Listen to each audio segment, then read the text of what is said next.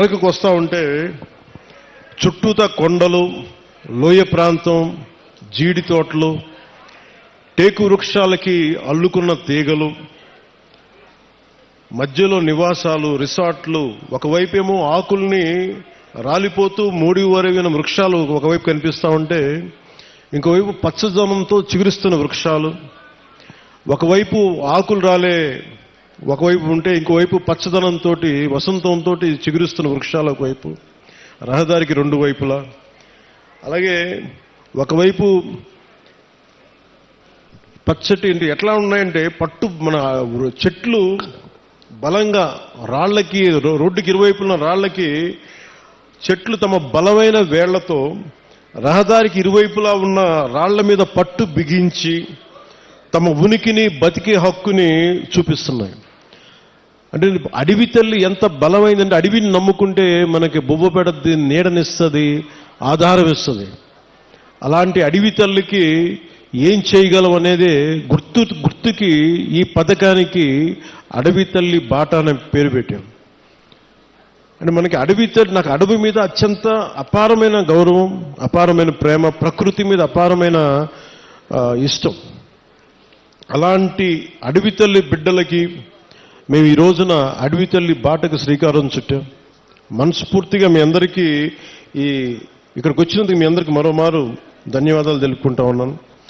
దారిలో శంబాల్ నగరి దగ్గర నుంచి భవానీ నగరు, బొడ్డవర, వైకుంఠగిరి, కాశీపట్నం, అలాగే మన ఒక్కొక్కటి చూస్తే మనకి రిసార్ట్స్, ఒకవైపు చూస్తేనేమో సిల్వర్ ఓక్కి చుట్టేసిన మిరియాల పంట, ఇంకోవైపు ముతిగూడ పక్కన మనకు బొర్రా కేవులు, కటిక వాటర్ ఫాల్స్, అనంతగిరి, తట్టుగూడ, నూకాంబిక అమ్మవారి దేవాలయం, తాటిపాక జలపాతం, గాలికొండ వ్యూ పాయింట్, సుంకరమెట్ట ఆఫర్ ట్రైలు, ఇవన్నీ చూస్తూ ఉంటే చాలా అద్భుతమైన ప్రాంతం మన అరకు ప్రాంతం.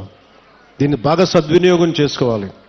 ఇక్కడ టూరిజం బాగా రావాలి, టూరిజం డెవలప్ అవ్వాలి.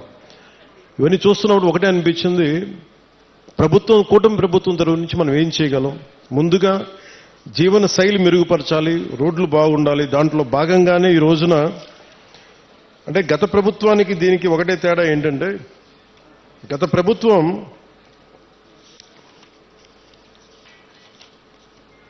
అంటే కూటమి ప్రభుత్వానికి గత ప్రభుత్వానికి తేడా ఏంటంటే, వాళ్ళు దాదాపు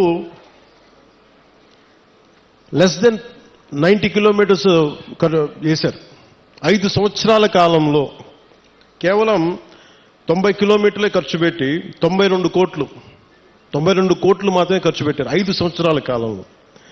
అదే కూటమి ప్రభుత్వం వచ్చిన సంవత్సరం లోపే ఇప్పటికీ మేము 1000-5000 కోట్లు పనులు మంజూరు చేశాం. ఇప్పటికీ ఎన్ని కిలోమీటర్లు?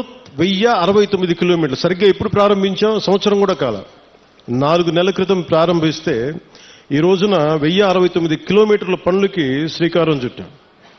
అంటే ఈ టెండర్స్ కూడా ఏదో ఇప్పుడు టెండర్స్ కూడా కాల్ ఫర్ చేశాం. ఇంకో వారం రోజుల్లో పనులు ప్రారంభమవుతాయి. ఏదో మాట్లాడి చెప్పి వెళ్ళిపోవటం కాదు, వారం రోజుల్లో పనులు ప్రారంభమవుతాయి.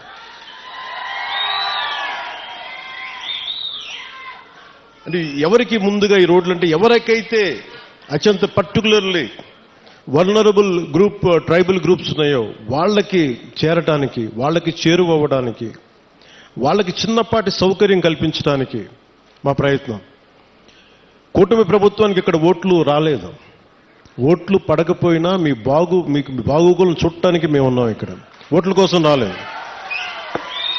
ఓట్ల కోసమే అయితే నేను ఇక్కడ అరకు ఎంపీ గారి పేరు నేను చెప్పక్కర్లా, అరకు ఎమ్మెల్యే గారి పేరు నేను చెప్పక్కర్లా ఇక్కడ. కానీ ఇది ప్రభుత్వం, పార్టీలు మారుతూ ఉంటాయి, కొత్త ప్రభుత్వాలు వస్తుంటాయి, కానీ మనం ఎవరు శత్రువులం కాదు. మనందరం విభేదాలు ఉంటాయి, భావాలు అంటే వైరుధ్యమైన భావాలు ఉంటాయి తప్ప మనం ఎవరు కొట్టుకోవడానికి సిద్ధంగా మనందరం కలిపి ఎవరు ఏ పార్టీ అయినా సరే కూర్చొని అభివృద్ధికి శ్రీకారం చుట్టాలి. దాంట్లో భాగంగానే ఇక్కడ ఇందాక పంచాయతీ ప్రెసిడెంట్స్ అందరూ కొంతమంది మాట్లాడుతూ ఉంటే ఒకటే చెప్తున్నాను, మేము రాగానే 13,326 పంచాయతీలకి 100 రూపాయలు 300 రూపాయలు ఉన్నదాన్ని మేము 10,000 25,000 చేశాం. ఇన్ని సంవత్సరాల్లో 30-40 సంవత్సరాలు కాదు, గత స్వాతంత్రం వచ్చినప్పటి నుంచి ఎప్పుడు ఇంత డబ్బులు పెంచలే. అది ఎవ్వరు కూడా, పంచాయతీలన్నీ గత ప్రభుత్వం పంచాయతీలు, కానీ ఇవేమీ ఆలోచించకుండా ప్రజలు బాగుండాలి అనే ఒక ఏకైక సదుద్దేశంతో మేము ఈ రోజున ఈ పథకానికి శ్రీకారం చుట్టాం. దీనికి